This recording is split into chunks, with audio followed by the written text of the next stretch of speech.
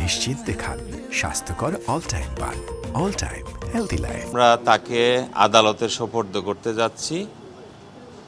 তো সেক্ষেত্রে আমাদের একটা দুদকের মেসেজ হলো যে যাদের বিরুদ্ধে আমরা মামলা দায়ের করছি তারা হয় জেলে থাকবে, না হয় বেলে থাকবে।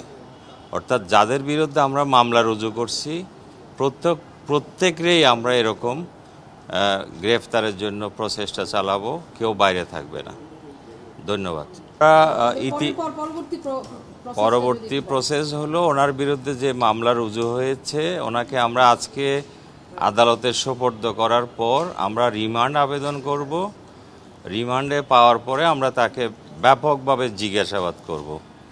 আর ইতিমধ্যে যে মামলা রুজু হয়েছে সেটার আইও নিয়োগ হয়েছে, আইও এটা থরলি আপনার তদন্ত কার্যক্রম পরিচালনা করবে।